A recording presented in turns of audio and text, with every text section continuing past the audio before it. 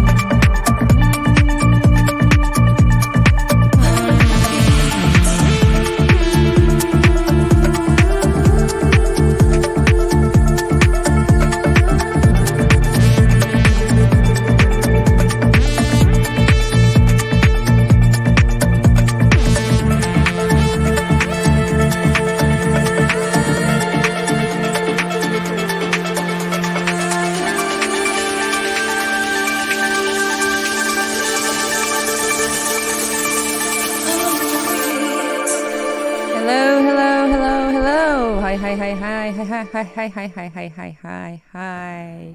Here we are. Yeah, And we have a guest.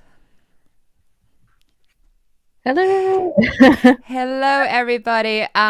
And welcome to, I can't even remember what number of a masterclass this is now, but welcome to something like 7th or 8th or something like that masterclass of 12 Days of Creativity. Super excited to get it started. So before we introduce our guest of honor, I'm going to just quickly show what this is all about. So 12 Days of Creativity 2024, which is a music production challenge. And as much as a music production challenge, it is also a series of masterclasses about creative confidence, which is a psychological perspective to what creates creative blocks, understanding our brains and understanding how to deal with all that stuff.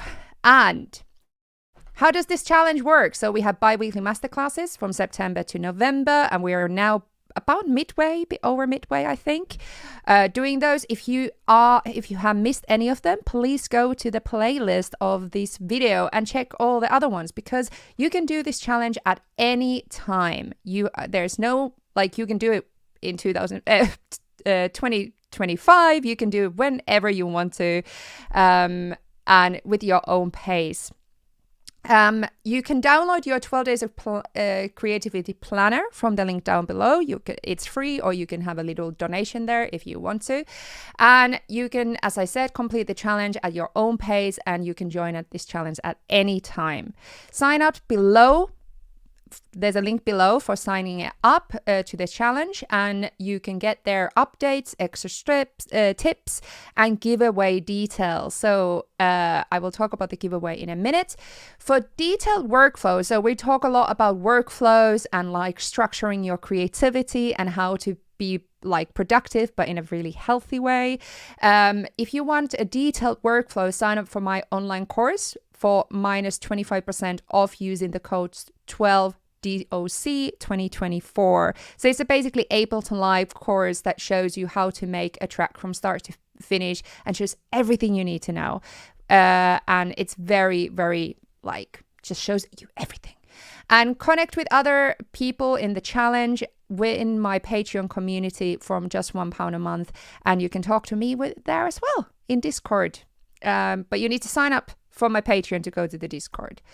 And we already have had 12 days of creativity tasks. This seems to be an old one because we have 3 tasks. So I will show you all the tasks in the next session. So after this interview with Gnarly, we're going to have a session, masterclass, 6:30 p.m. where I will talk about creative thinking models. And they literally are the things that really help me to understand my creativity better and make me to make more music and feel better about my music. So really come there to kind of talk about the tasks and the whole process a bit more.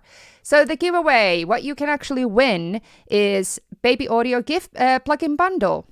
Yay! It's the bundle that you'll probably use in anyone who watches any of my live streams knows that I use this plugin bundle for everywhere all the time.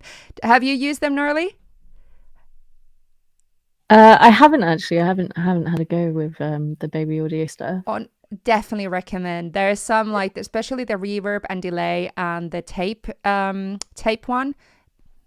Delicious. They're my go-tos. Nice. I have to check it out. Yeah, definitely go for it. And then you can also win one of my online courses and some merch. There's also a second giveaway, which is that whoever shares the most about their process on social media can also win one of my online courses and some merch. So be active and tag me at LNA does audio stuff. Thank you also for DistroKid for sponsoring this challenge and this whole event, because without DistroKid, we were just saying before we started this stream, is that sponsors like this allow creators like us to do stuff. So we are extremely grateful for DistroKid to sponsoring this, and I publish all my music with DistroKid personally. So I've done a track per month this year, and this fall I published 8 tracks, and all of them with DistroKid. So yay, thank you so much. I think that was the intro for 12 Days of Creativity. And now we're going to go to an interview with the beautiful, amazing, talented person called Gnarly. So we got to know each other a while ago. We were just saying that my first year of YouTube, I was looking at your videos and I was really inspired by you. And you are very known from finger drumming videos online. I don't think there's any person in music production who's not seen one of your videos, at least. So I'm very, very happy because that you did like a little collaboration video with me on YouTube. And since then, and then we actually met in real life last year in London. And that was awesome to kind of meet you in real life and get to know you a little bit. So do you want to tell a little bit about yourself first? I always so confused by that question, because I feel like anytime I'm like, I definitely do things, but what are the things that I do? I know, because it's like we are very multifaceted people who have a lot of things. So yeah, do you want to say something like one sentence of what's your vibe? Yeah, what I you're mean, all like about. I'm most known for my finger drumming online. So finger drumming, if anyone doesn't know what it is, it's basically using like a pad machine controller, so like a machine or MPC to play your beats live. So instead of just like sequencing your beats on a DAW or whatever, I play everything live in real time. But I'm also a music producer, performer, and do a lot of music related things. Yeah, and I'm just gonna add your Instagram actually to this as well because it's your videos are so awesome and like seeing your develop your skill is like it's been amazing to watch during the years of just seeing how like you are so fast like when you finger drum it's just so impressive to see and very inspirational. Oh, thank you. I'm just gonna add so it's gnarly dot music, isn't it? Yeah, that's the one. Music. So go and follow. Oh, am I hearing myself somehow through somewhere? I think there's some feedback. Can someone else hear that? I can just hear you normally. Okay. Wonder what that is all about. There's like a weird feedback from me. Yes, other people hear that as well. Hmm. Sorry about that. Okay. Is that better? Maybe? Okay. Maybe that's a yeah. Yeah, people are hearing that feedback as well somewhere. So maybe we're better. Yeah. Okay. Well, hopefully that's better now. I don't know what's happening. But I just wanna firstly, yes, go and follow Gnarly on Instagram there.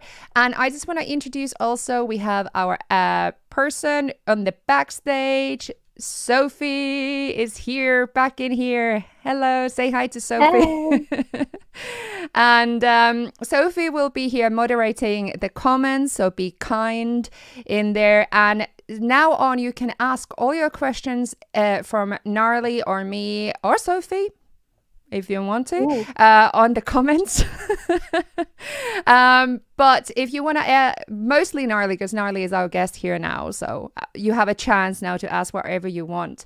And in the end of the session, we will have a Q&A sesh where you can, Sophie will come in and ask your questions from us. I'm so tired today, so hopefully my English makes sense. Hopefully my brain makes sense. So hopefully everybody understands what this is trying to say. You're good. You're good. Thanks. This is going to be interesting. Okay, we're going to put you away again, Sophie. I feel always really rude doing this. Bye. Okay, should we just like jump into it and just start talking? Like we're planning to talk about creative workflows, creative confidence, and especially productivity. It's a big word and big concept to talk about. But how do you feel about those topics generally as a concepts? Yeah, I mean, I think they're super important, especially in this like day and age of being a music maker and content creator and stuff. Yeah, definitely. And I feel like they do have something that I feel as artists but also content creators, it's a big thing of like you need to be your own boss and you constantly need to be on it. So I think that's gonna be a lot of our topics today. But can we start with can you just walk through your typical creative workflow and when you're starting a new track? I think that's a good questions to start with. Yeah, I mean it kind of depends really. Because obviously I do finger drumming, which is the beats and stuff that people see online, but I also produce music, which is stuff that will get released on Spotify and stuff, and I kind of separate the two in my head a little bit. So when it comes to creating like a finger drumming video or beat performance or whatever, I kind of like to think of them more as sketches. So a lot of the time I will I do a lot of sampling with that. So like I'll use something like Splice, find a cool sample or maybe spend a couple, hours sometimes digging through and trying to find a good sample to start with, and then that would kind of be like the source material to start off with, before like chopping it and everything and making a beat with it. When it comes to producing, it's a little bit different for me actually. So if I'm, creating a like full production track in Ableton, I usually like to start with a chord progression, and then I'll build everything from scratch a lot of the time, so that is a bit less sample based. So they're kind of two slightly different disciplines for me. Yeah, I like that you mentioned splice as well, because we've been talking about it here in the streams before, that it's almost a bit of a taboo to say that we use it and we use it in our production, because I feel like there's a lot of saying in the online communities is that you're not supposed to use it because then you're not a real producer, you're not da. And I'm very much against that kind of mentality, because it's like those tools are there for us to use and to utilize and make things fast or inspiring or something. And I feel like it's really cool that, especially for the finger drumming, I can imagine it to be very inspirational for you. Yeah, very much so. And I think sampling has existed for a long time before splice. Like hip hop is True. based like entirely on sampling, whether that was like old vinyl records and stuff. I think splice has just made it a little bit easier, more accessible to kind of find stuff, as well as like every genre and everything under the sun. But I do think it depends how you use it, right? Like if you're literally just grabbing loops off splice, not doing anything to them, and then just like putting them together to make a track, for me that is maybe a little bit cheating in the sense. Like I do think there needs to be some kind of like editing or manipulation or something involved to like make it your own. Yeah. I feel like not in my rule book that doesn't exist in a sense, because I'm like, well, if it works, it works. I'm just saying, like, I personally don't feel like creativity has failure. So if it is, I understand if you rip up someone's work, but the fact that the sample is there, like in Splice example, it's a different, like, I understand that if you have a sample from someone else's work, then like completely changing it. But I think that there's mentality that you're like, I personally, because if you think about from creative confidence perspective, if you start thinking that we start putting these rules or guidelines into like what's cheating or what's not cheating. I guess like everybody has their own rule book for themselves, but if we put it in that way, then easily a lot of people take pressure thinking that I'm not a good producer or I'm not real producer if I don't do that, even though it works. Like if you find a sample and it just sounds freaking amazing in the context of your song. Yeah. I don't know what you think I know about what that. you mean, yeah, but I do think there needs to be some level of manipulation involved. Like I do agree with the sense that there shouldn't really be rules to creativity, and that's something I agree with strongly. Like I don't think there's right or wrong when it comes to making music.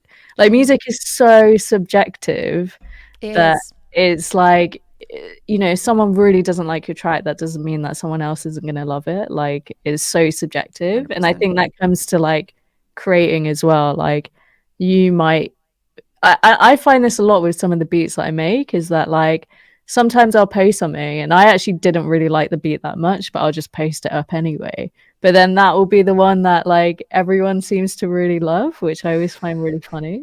Do you know what, as a content creator or musician, isn't it the craziest thing that you can use hours or weeks to create something, whether that is a video, a tutorial, a live performance video or whatever, and then the one that you did it in 5 seconds and you put like no effort does the most best. Yes, And it's always. it's the very cruel irony of art.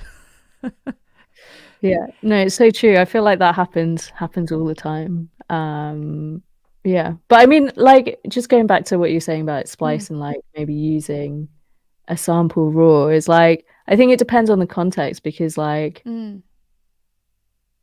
I don't know, like I do think, say if you found like a vocal sample that works really well in the track and it does just work straight up, I think like, yeah, that does kind of make sense. But I do think because there's so many millions of people using splice, in order for you to make it your own, there does have to be like some level of manipulation involved, whether Mm. that's like pitching it or adjusting the tempo or maybe chopping up the sample, whatever Mm. it is you want to do. Um, like that's the creative part for me, is like how Mm. you change it to make it your own. Yeah. I guess that's the kind of your creative workflow, isn't it? That's part of your how you kind of approach it. I guess Yeah, like how I just see it is that that whole topic, it like I just don't hope that if anyone is listening your workflow, because that's your perspective, I just hope that someone listening doesn't think that then if they don't do that, their track is wrong. Do you know, like if they don't manipulate the tracks or if they yeah, don't manipulate them, like that they are doing something that is creatively like not their own. Like even though it might sound many things, but then in a context you just it's such a different it's interesting because it depends so much on how people use things. But I think it's such interesting. That's why I was just catching on to that topic, because I think it's really interesting and it's so cool to hear that in your production you really like the idea that you start from a sample and then you manipulate that, right? So yeah. that's like a big part of your workflow. So did you say that that's also like in your finger drumming, but also in your production? That's both ways. Like you really, that's like a one way that you like building music. Yeah, definitely. I think also when it comes to producing, I do like to kind of do a lot more stuff from scratch. And then if I'm Mm. using samples, then yeah, I'll be manipulating them quite a bit and stuff to make them fit. But yeah, a lot of the time, if I'm producing a track, I kind of quite like to, like play everything in, whether that's like on Mm. keys or guitar or, whatever. Yeah. Oh, it's really impressive because I've seen you in your work, and then like when we were building, we were doing some Rolly content together, and I saw you in your like workflow and stuff, and it was really cool because like you were we were on that lobby bit that you were kind of building it, and then you were like Yeah. improvising as well, and that looks so cool because it's so I guess like it's for me it's so different from my workflows and stuff, and I find it really inspiring. Um, should we? Okay, let's talk about this. I think this is quite interesting question. How do you organize your time to manage your creativity and stress? So, do you have techniques or ways to kind of handle your like to give your creativity time, or is there ways that you kind of like feel that you need to nurture your creativity in the midst of stress and life and work, and especially because it's not just hobby, it's your job? So Yeah. how do you kind of handle with all that? I struggle with it a lot. I think that's probably like the thing that I find the hardest is managing my Okay. time. And even ever since I was really young, it's something that I've really struggled with. Like I used to always be late for school or like not go in a lot of the time, or like, I would constantly miss deadlines, Mm. and stuff like that. And so obviously, because this is my job now, and Mm. especially working with brands, or if you've got release date deadlines and everything, you actually have to be really on top of things. So there's a couple of tools that I utilize to try and make myself meet deadlines and stuff. And that's mainly like having lists and having like my calendar always and checking it every day. I also have like a whiteboard just up on my wall in my studio, which I can like see physically Mm. anytime I look over. And I have like I write down what I'm doing for each day. And I make sure that I always like have it color coded. The things Oh, that nice.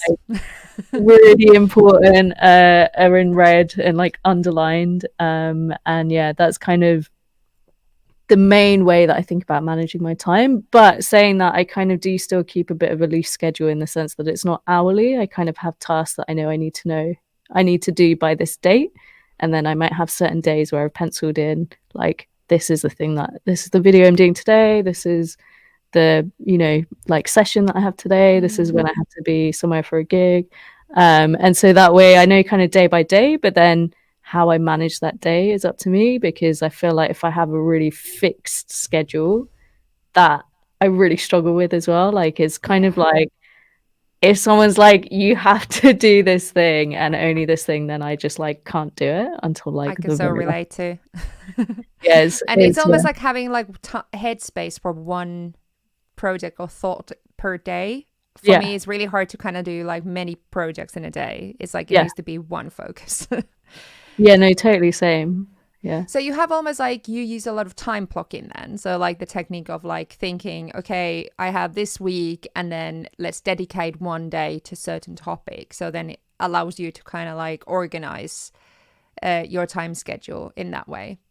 Yeah, exactly. Yeah, I do. There are times when, well, like especially this year, because I got a bit sick in the summer where Mm. I ended up in hospital and stuff, Mm. and that like really threw me off because everything is very kind of like, I don't know if you find this as well, like as a freelancer, you might Mm. have periods of like not much work, and then suddenly like you'll have like loads of things that you have to get done in a Very really short familiar. amount of time.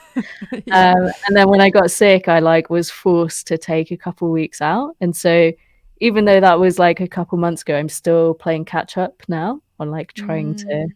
finish all that stuff that's kind of just been building up. So it's been quite tricky. There's a lot of emails where I've had to be like, I'm sorry, I need more time. Yeah. It's something that I feel like I have needed to learn to is to say no and see like what is the priorities and then really be like I don't need to please people always. Like I can be a bit difficult. Like Yeah. it's okay. Like I feel like that's a skill almost like I have needed to learn to put like what are my boundaries and like, you know, as example, if you are sick, it's like it's not your fault that you're sick. So like I almost like I've always had the tendency almost like punish myself for that. So then I need to work like million times more if I can work. But then it's almost like learning out of that behavior. It's like I don't need to punish myself for that. Like it's shit that happened, but it's really hard to find that balance though. Yeah, I think it's quite hard as well when you're in a creative field and like freelance, especially because you don't have like a set amount of hours that you do like a normal Mm. job. So it's not, I don't have like a 9 to 5 and then I have weekends off. It's kind of like you just need to get things done when they need Yeah. doing. And then quite often I'll find like, oh, I haven't had a day off in like 3 weeks. Maybe I need some time off. Oh my God, this sounds really familiar. um, so how do you feel like all this is affecting your creativity? So if you think about your music and making music, so it's not even content or not all these other things, like how do you find that your creativity, do you does it struggle from it, or do you find that you need to be very strict with your, like, when do you create? And if we think about like productivity in creative way. Yeah, I mean, I think it can definitely have an impact because there's some days where you just don't feel like you're in the mood to create. Mm. But what I've found is that even if you don't feel like you're in the mood, if you sit down and you just start something, a lot of the time you'll then just get into a creative flow and you'll make something that's good anyway. And also just like not having the pressure on yourself to like always make something good. Yeah. The way that I see it is that like a lot of things are not good, but just make it anyway. It's like the journey, right? Like you're just going through the motions and the process. And Yeah. then if it's not good, then just make the next one better. Like you don't have to put so much pressure on like everything being the best of the best. Mm-hmm. And isn't that interesting though, that it's like even in that what you said, like we so often think that straight away when we start creating is that what's the outcome and how is it being valued? Is it good or is it bad? So it's almost like for us, it's really hard to, like, anyone who's creative, and especially I feel music. I think different is like fine arts has a different aspect to it, because I feel like as musicians, your art is always for other people to enjoy more than it is necessarily for you. The same way that fine art, because like my mom is an artist and my brother as well, and my other brother is then a musician, so I come from a very like very bohemian family, but when I look at how my mom creates and how she draws a picture, she could draw it just for herself, just because she's sitting in a cafe and she just draws because it's enjoying, it's relaxing, it's something, but it's not for something. And I feel like for us, it's really hard to have that feeling that it's just for something, like it's without, like, just for us, just because I'm just relaxing, I'm just sitting somewhere. Because it's very much like the whole experience, you sit by a computer or whatever instrument, and it's very like you always do it for something. I don't know if you feel this, but Yeah, I do get what you mean, but what I've found, especially this year, what I've started doing is like picking up instruments and like learning covers of songs that I wanted to do, which I feel like has like reframed that kind of aspect of creating for me. Because yeah, like as soon as this became my job, which was, like maybe 5 years ago now, I did feel like it maybe taken a little bit the joy out of it. Not in the sense that I don't enjoy it. Like I do really enjoy it, and I'm so grateful that I get to wake up every day and make music. But I'd kind of lost that, like there's something about when something's just a hobby, like you were saying, like it's Yep. just for yourself. So that's why, like this year I bought myself an electric kit, and I've just been like learning how to play that and like doing lessons, and then just finding like covers that I want to learn on it. And I feel like that's brought a little bit more of that, because I'm not doing that to make content anymore, which I feel Yeah. like everything else is about making content or releasing or making something for a brand or whatever. Whereas for me, like playing drums or like even on guitar as well, just like learning how to play songs I want to learn is like a different thing. And I think this is interesting. So I was going to ask you if those were non-music production synth DAW related instruments, because I feel that that's where the kind of correlation often goes to, is that when artist has a pen and paper, it's very straightforward interaction. It's like, okay, I only have a pen, I only have a paper, I can only do kind of one thing with it. But when we have a guitar, we have just a guitar, you can only kind of do certain stuff with it. Yeah, you can start doing very experimental ways, but it's only a certain stuff that you can really do with it. So it eliminates almost like a certain aspect of it. It's a lot more straightforward interaction. It's like, okay, I have a song, I can learn to play with this guitar quite fast, or drums the same way. But I do think that the production aspect of all this is like the key of like why often we start feeling that like needs to become something. It's much harder, I feel like, with production to just sit down and just enjoy it, where when I sit by a piano, personally, I can just play it for half an hour and just do covers or just improvise and not think too much about it. Yeah, I think it's also maybe the digital aspect of it, like the like turning on of a computer kind of thing. Whereas like with a guitar or drums or piano, whatever it is, like you might have a digital version of it, but you're turning it on and you're not going through all this like process of like opening a program and clicking on all these things. Like it's something a bit more, I guess, natural about it, which I really like. I feel like probably like now I got into modular synths this year, and I feel that feeling with modular, like the way that, because it's out the box, it's not, I don't need to open a computer for it. I can just plug in headphones and I can turn it on and I can start doing this and it makes sound. So it maybe is the accessibility of it, is that you just you literally do, you can sit down, you can start doing something and it's straight away. The feedback is straight away, where with music production, especially DAW based music production, which is usually you need to do a lot more steps. And then it almost becomes like the idea that it needs to become something. It becomes more about the outcome that it becomes about just doing it because it's fun. Yeah, I think it's also with the screen time, because like we spend so much of our time on screens now, whether that's like on a computer or on your phone or whatever, or like even sitting in front of the TV, it's just like constantly looking at something that's like a screen. And there's something about, even with modular stuff, like you're like physically touching something. It's like a tactile thing. You're doing something else with your hands other than just like doom scrolling.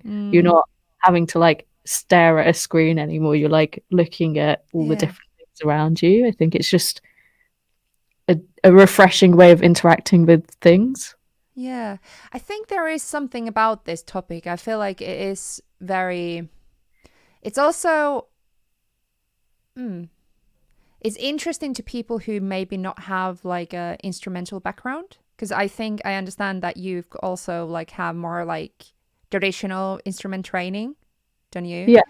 Yeah. So I feel like, I don't know, because if we're both kind of like I started with violin and piano since I was 5. So I don't know if it's also like for me more accessible because of that. But I'm thinking about a producer who might, only know how to make music with a computer. And I wonder how their experience is comparing to like what our experience is with that. So that's quite interesting, really, this whole topic.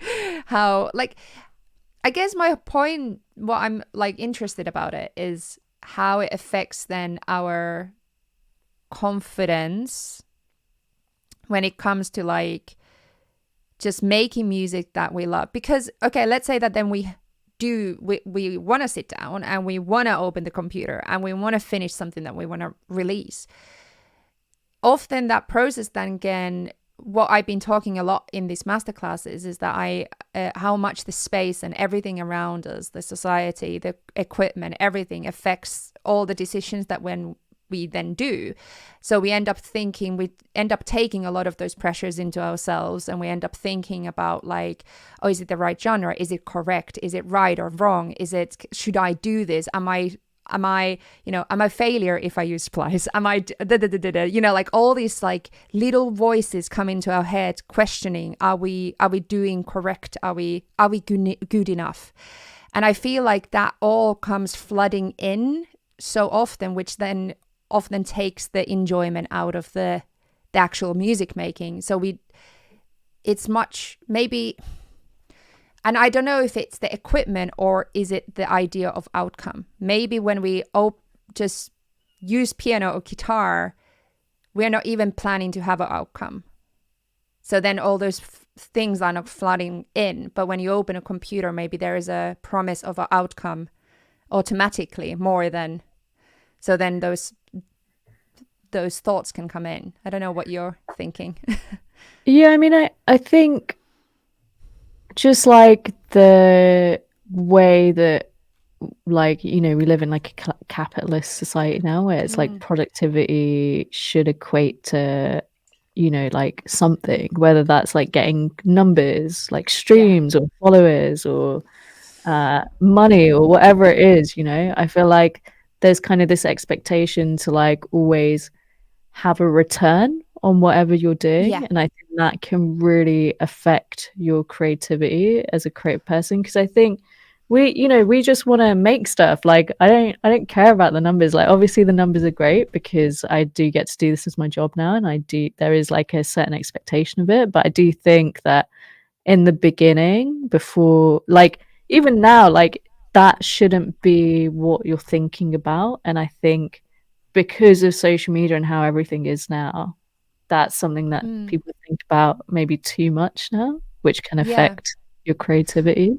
100%. I feel like it definitely started affecting me as soon as I used to be someone who didn't question any of my creative choices at all. Like growing up in a very artistic family, I could sit down and play piano, I could start playing. I wanted to be an actress, so I did theater, and I could be on a stage being like completely weird. And I was not embarrassed, I didn't have shame, I was not like crippling from these like validation. And then as soon as I started doing social media and YouTube, things changed like completely for me suddenly. And this was like in my 20s and especially late 20s.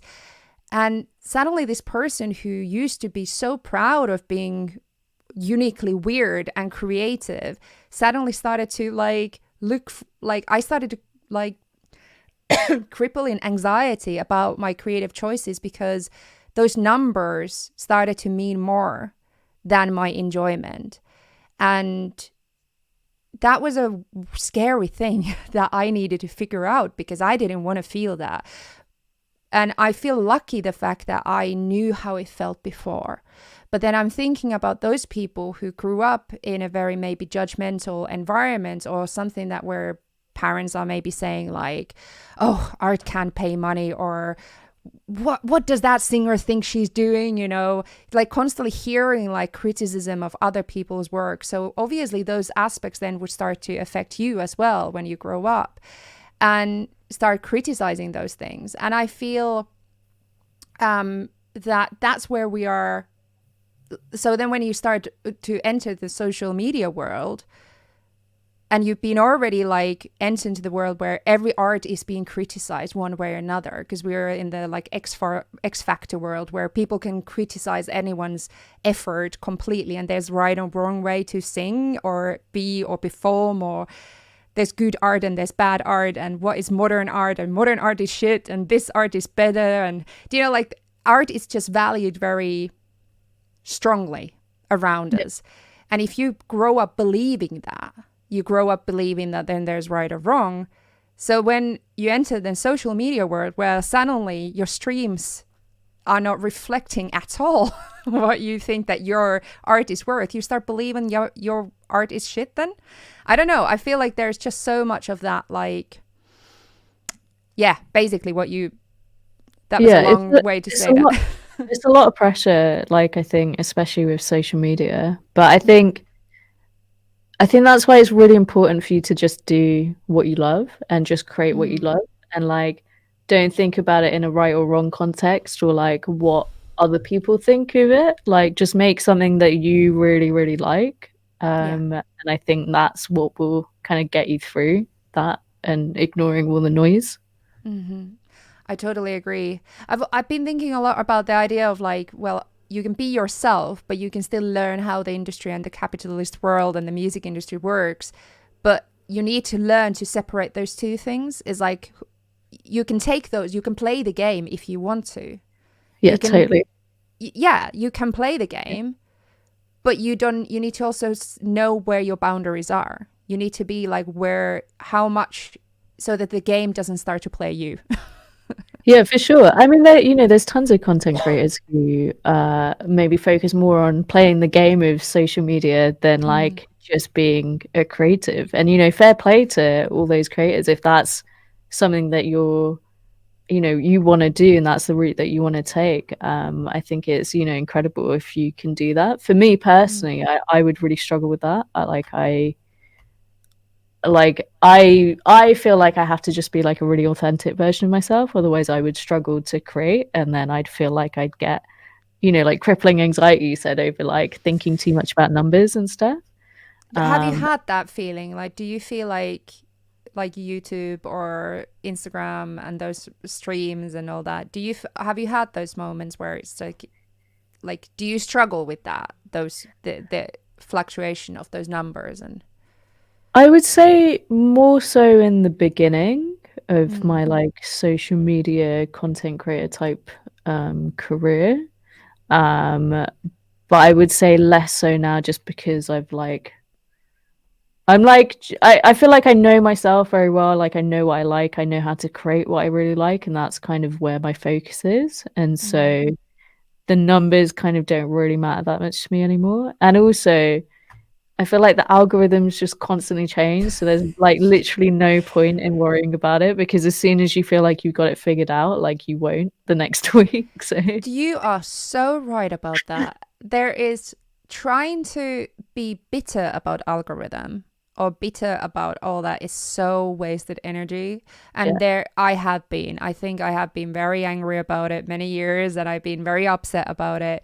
And I think I have gone through very similar kind of curve that you have. It's like, as soon as I figure out what I want and who I want to be in this area, I stopped caring about those that much. I'm not saying that I don't never care about them. I say that like I have moments where I'm tired and hormonal and everything feels shit, and I've done really hard work on some video and then it just doesn't get any views, and then it just feels very like, sometimes it just hurts, and that's fine as well. I think it's okay to feel that sometimes, because it just feels a lot, I think. Yeah.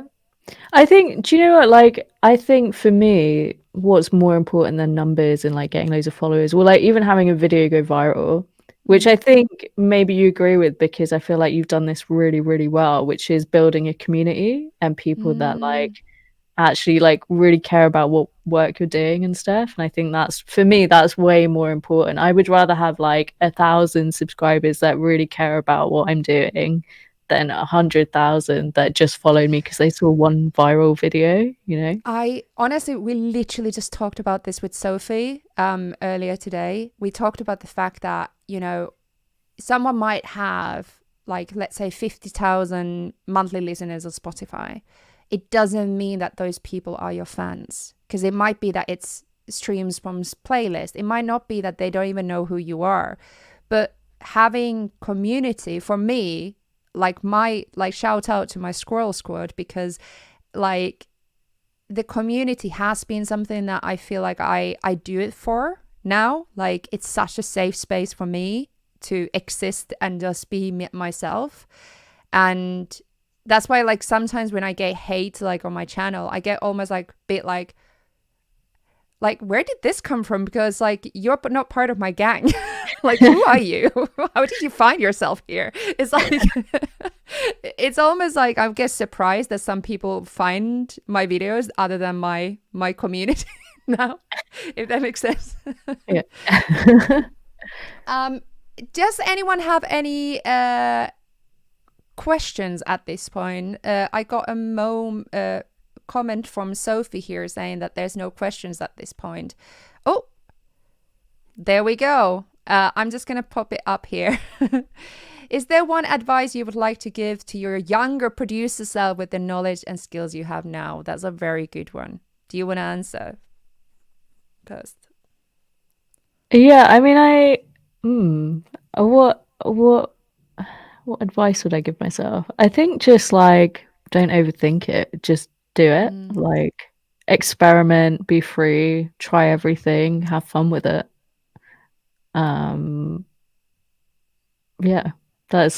That's all I would say really.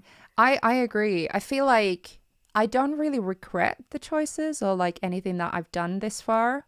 But I think if anything, to kind of protect the younger self who struggled at one point, I did really struggle with perfectionism and like really like content creator and become like I was posting once a week for 3.5 years without a rest, and I think that almost became an addiction more than it became like ridiculous that I was like burning out, and I was still like posting once a week a long form YouTube video because I thought I needed to, because if I don't, I'm gonna lose the algorithm, I'm gonna lose my followers, and because really like fear.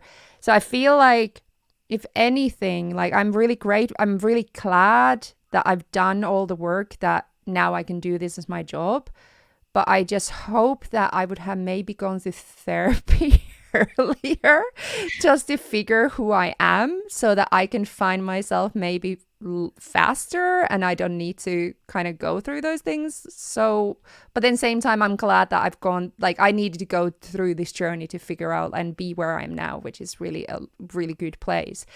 But I just think like, even if it's not therapy, like find a way to figure out where your boundaries are. What do you actually want?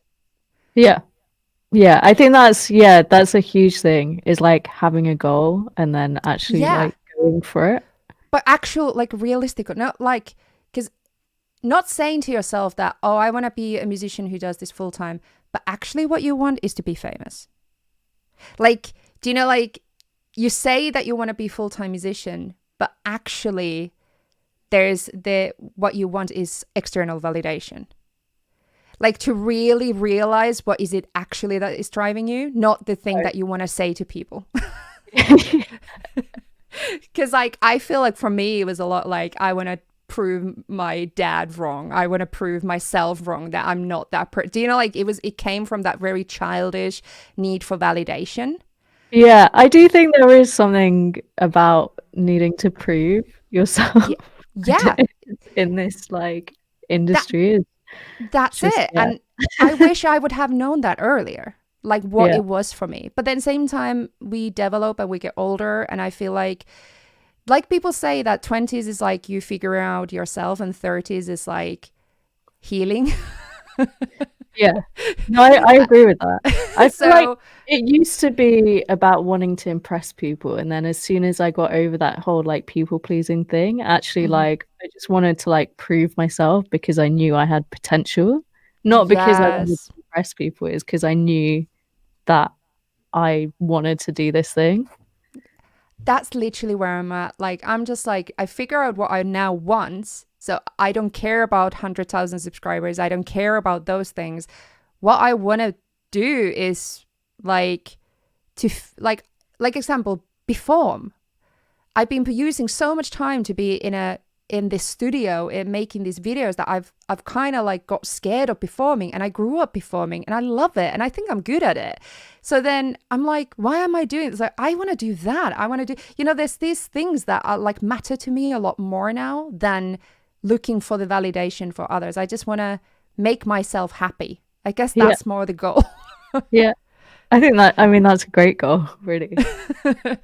But yeah, that was a big, very long question of like answer to. But basically saying the same as you. It's just have fun, like, and have fun with it, and not take it too seriously.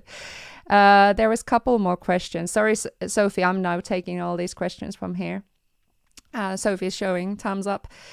What's the audio processing task that normally will consume more of your workflow time? Something that you hope you had a robot to do for you. That's a good one. What do you think? Editing. I absolutely hate editing. I hate it so much. Like mixing and all that kind of stuff. I feel like some people are really, really good at that. And for me, I like to create the music. I don't like to edit it. And so Are you also talking about yeah. video editing? Video editing, or even more than audio processing. Like, I 100% agree. 100% agree. As soon as I like can't like I have now editor who does some of my stuff, but anytime that I need to edit, I hate it so much. I still do all my own editing, and I honestly, like, at the moment, this year has gotten really bad to the point where I'll film something and then just leave it on my desktop for 2 weeks because I can't bring myself to open Final Cut and start editing it. Oh my god, I relate I so think much. that I need to get an editor. That's that, yeah. Yeah, I have a good one. I can recommend her. She's great. Please. But mixing, I agree. I used to mix all my stuff, and it's not even the fact that like it's good to have like second pair of ears. Absolutely, I think you can still mix your own stuff. Absolutely, I don't believe that you need to have someone else. I totally believe that you can totally do, because it is like extension of your art. It's just extension of your production. But I just get bored because it's quite monotone stuff, and in the end it's shitload of EQing and then just like spectral processing, it's frequency processing, and it's dynamic processing and stereo processing. And as soon as you've done those things, it's like that's what it is. It's like I found now as well, like, because I've been doing quite a lot of stuff with artists this year, is that you end up with a project that's got like 90 tracks in it, and then having to go through each of those and like put processing on each one. Like, I just don't have the patience for it. I think it's like a different skill set, mixing, and I've just realized that I'm not really interested in improving my skills at mixing. So I would rather go to someone that's actually really good at it. I got my friend Diana. Oh, you know Diana, who does the Isotope video. Yeah. Diana is now mixing my tracks this year. So she's done since June track. So I think she's done now 3 or 4 for me. And having her to mix this year, especially because I'm doing 1 track a month, which for me is a lot, to actually like make a track, mix, master, and release in a month. Like having her is the best thing ever, because like she gets more like portfolio of like stuff that she wants to do, and then I get more time. I'm just like, for me, like it just works so well, and I love the mixes that she does. So like having someone else doing that, it's been absolutely amazing. That's awesome. So I do recommend having someone else mixing your stuff, because it's like, if you are not interested, obviously if people are interested on mixing, it's great. But yeah, but the video editing. Yeah. It's horrible. Oh, that's why like I sometimes, like when I look at like my friend who is an editor, and I'm like, I just have so much respect, because like, yeah, not patience, don't have. And then when some, for as you said, like 90 tracks or something, but then you have a video file that is 4K and it's jamming because it's just buffering, and I just don't have the patience for that, because that's why I rather film everything in a shit quality and then have something like work really well so I can edit it better. And it sounds horrible, but I just like, I feel like it's just, yeah. Yeah, it takes a lot of time. Yeah, I had recently, I did a couple review videos, and I'd filmed maybe like 2 hours worth of footage that I then had to edit down to like a 15-minute video, which is just, it was so, just really, yeah, it just took so much time. See, my issue is that I talk so much. So like when I do tutorial videos, I need to like listen to myself talk so much, and there's so much of this like blah, blah, blah, and then I keep on repeating the same thing over and over because I can't say it. Obviously I leave some of it in, and that's kind of my little thing on my channel, that people know that I can't pronounce shit, so I keep on making a joke about it. But you don't need to listen to myself doing like an hour where I need to edit it to 10 minutes on like how to use a compressor, and I'm there like an hour later still like I'm not great at summarizing things, so Very relatable. so that's a YouTuber life, content creator life.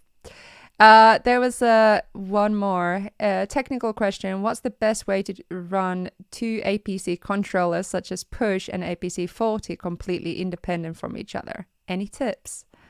Yeah, if you're using Ableton, you can, on the MIDI channel, you can actually select which controller is controlling which track or instrument or VST or whatever. That's it. That was quick answer. That's good. Is there anything else? Okay, I think now it's time for you to plug whatever you want to plug, and then I'm gonna put some links into the comments. If you are into finger drumming or would like to get started, I have a brand new course for beginners on how to get started finger drumming with machine on Domestika, so please go and check that out.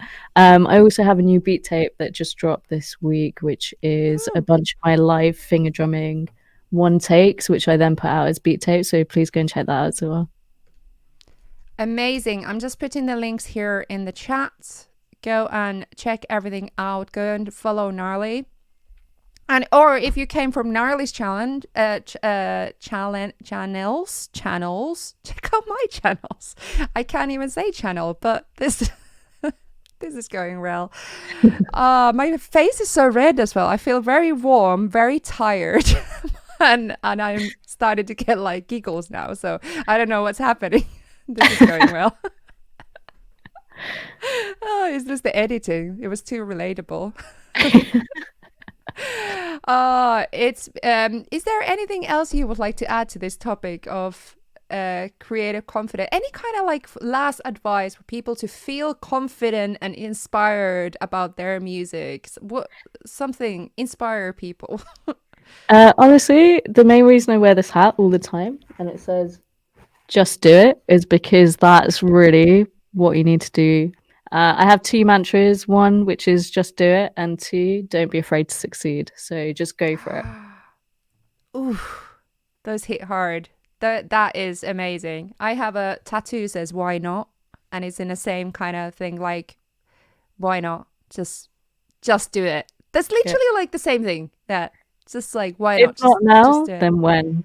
Exactly. And the thing is, life is too short, isn't it? Exactly. It's just like, it goes like, and what older you get, it just kind of gets like, I have no idea where 2024 has gone. Like, it's so crazy. It's gone so fast. It's like, so better to do things now than leave them too late. Just do them now. That's a really good advice. I like that. That inspired me now. So thank you. Okay, thanks so much for having me as well. Thank you so much, Gnarly, for being here. You're absolute inspiration. And go and see if anyone can go and find our first collaboration video for my channel. It's very cute. It's very cute and demure, as the youngsters say nowadays. It was very much the first year of my YouTube before I started to do Ableton Live's tutorials, and I was just really figure out what my channel is all about. So it was, yeah, it's a vibe. So go and have a look at it. And oh, someone said just bought the course. Oh, thank you.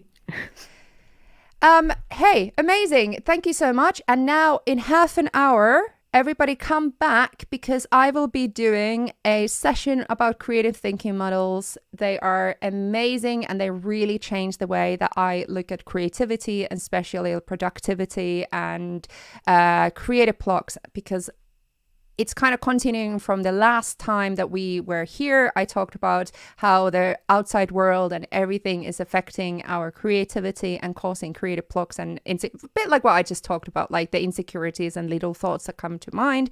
So now we're going to start looking at how we can start to break those thought models, and creative thinking models are part of that. So come back in half an hour, and we'll be continuing 12 days of creativity challenge. And if you're new here, you can sign up to the challenge whenever you want from the link down below. So yes, woohoo.